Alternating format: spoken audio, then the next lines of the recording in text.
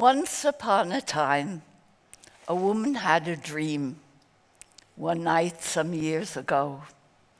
In the dream, she walked along a narrow path through an old forest with tall trees. The path, covered with pine needles, was soft under her feet. A full moon shone over the landscape. She walked and walked. After a while, she saw a clearing ahead. In the clearing was a large building, 4 stories high, with many small paned windows. A faint light shone through some of the windows. On either side of the building were huge, tall angels, as tall as the building. They had golden, sparkling wings and yellow flowered dresses. As she approached, she saw a sign above a massive door saying, "Museum of Memory," in golden letters. She approached the door, opened it, and walked in. She then found herself in a hallway. The hallway had high ceilings and many doors on either side. To her right was a desk filled with papers, thick, thin papers. Also keys, many keys, scissors, glue, and tape. It looked as if someone had just left their work on the table. Could it have been the caretaker of this museum? Without an answer, she walked towards the first door, the first of the many doors. Above the first one to the right was a sign that said, "Objects as Storytellers." She decided to open the door.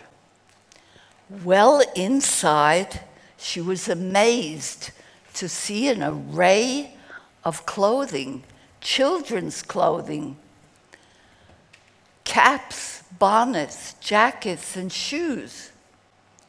What could this mean? Some had words, drawings, pictures on them. Some words were clear. Others were hidden among the folds of the garments.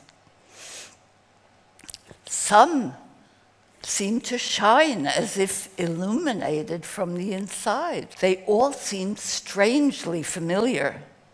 What could this mean?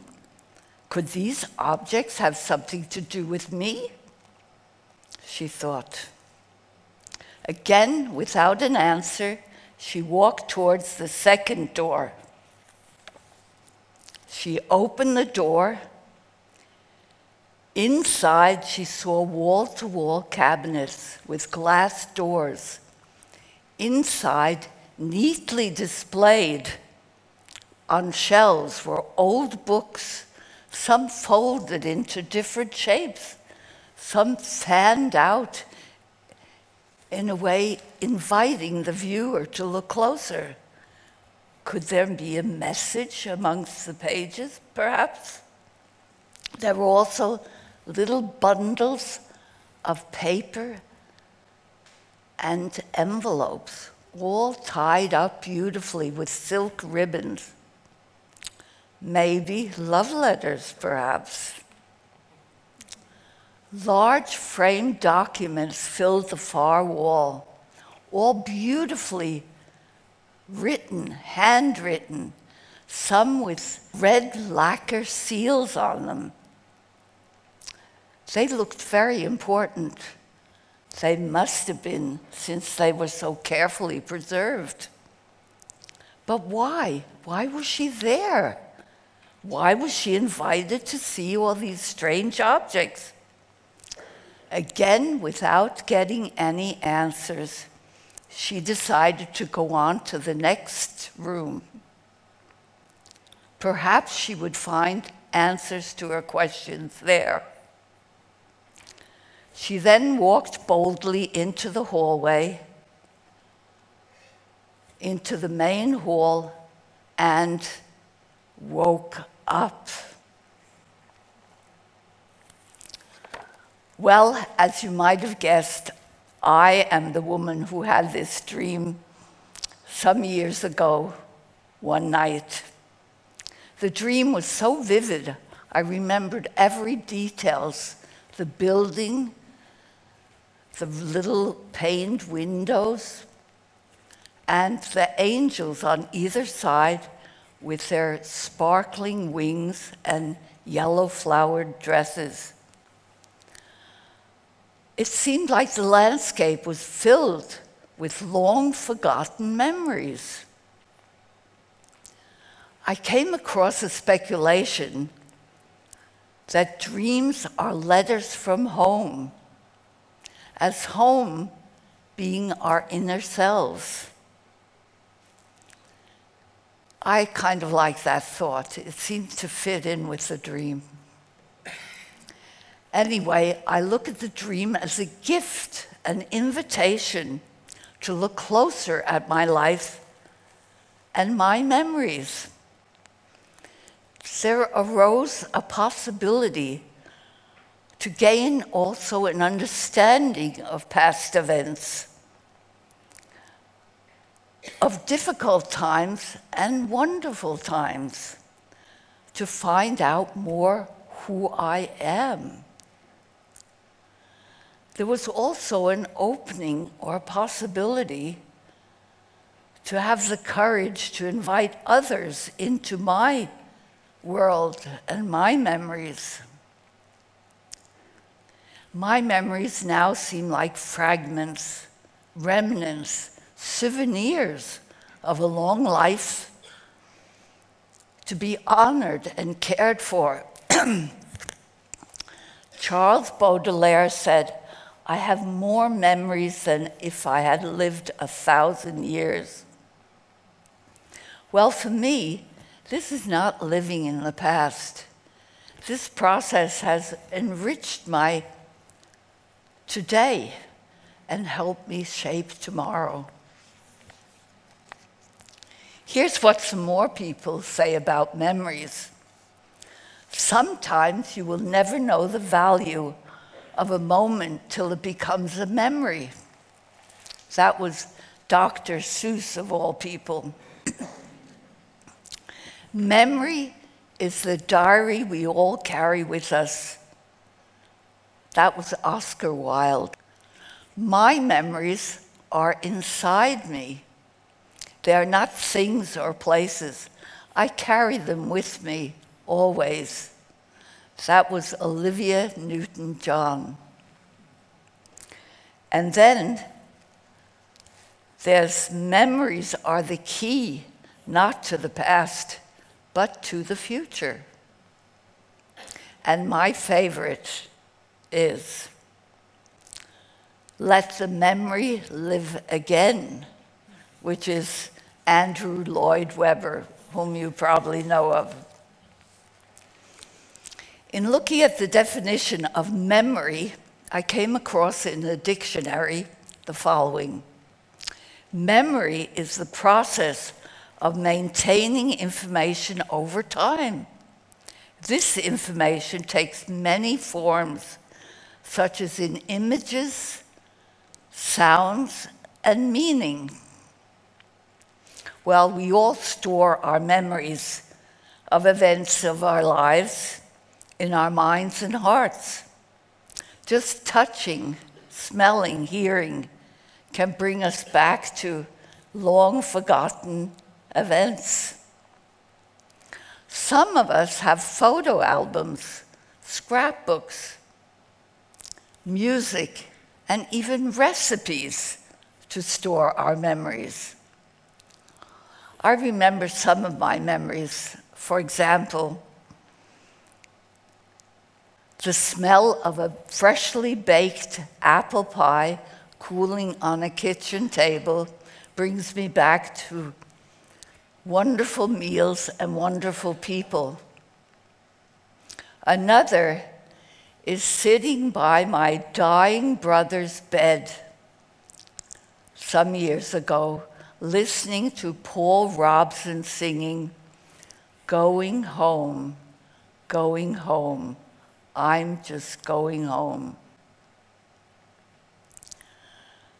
Another memory I have is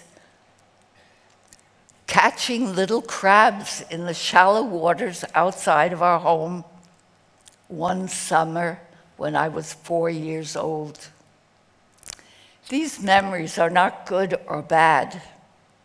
Memories just are. I was retired when I received this dream, this message, this invitation. The luxury of all this time to spend on whatever I wanted was just wonderful. The choice how to spend my time wasn't difficult. I went back to my first love, which was being creative, being a maker. It was like coming home, returning to a place where I felt secure and happy.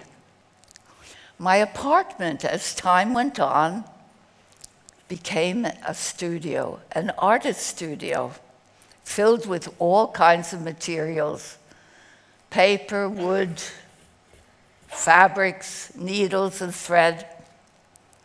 Whatever caught my interest was brought home. I became a born-again maker.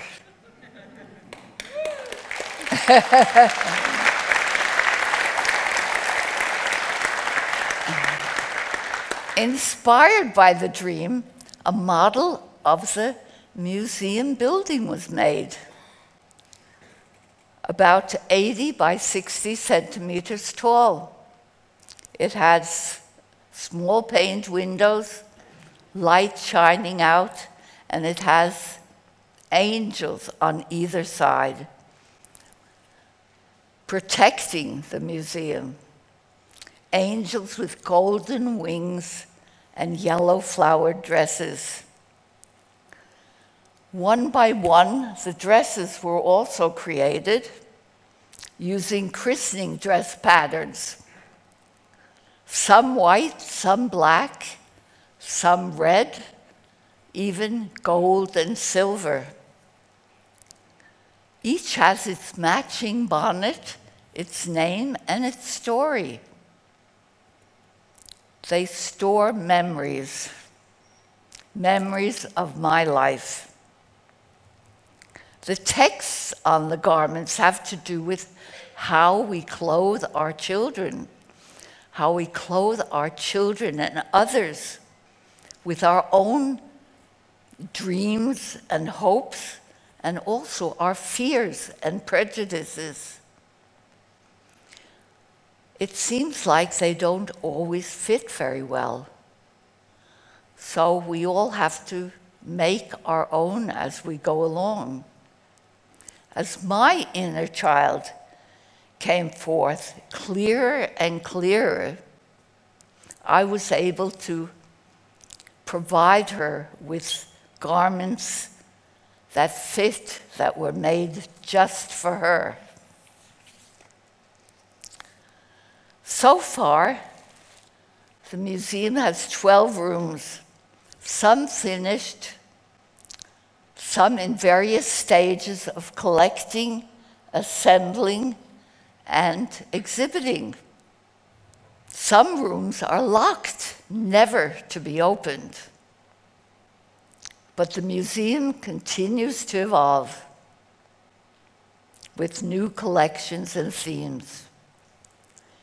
I'm in no way an expert on memories, not even my own. But I continue to find new things, new aspects of memories, and it's a very exciting journey.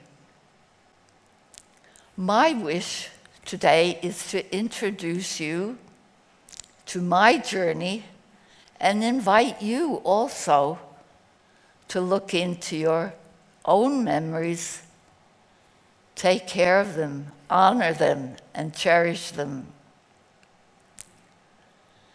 You will also see that this process can enrich a life and help us shape tomorrow. Whatever types of tools or materials we choose to use doesn't matter. Only, as Andrew Lloyd Webber says, let the memory live again. So I would like to conclude with some lyrics from the musical Cats that you probably know very well.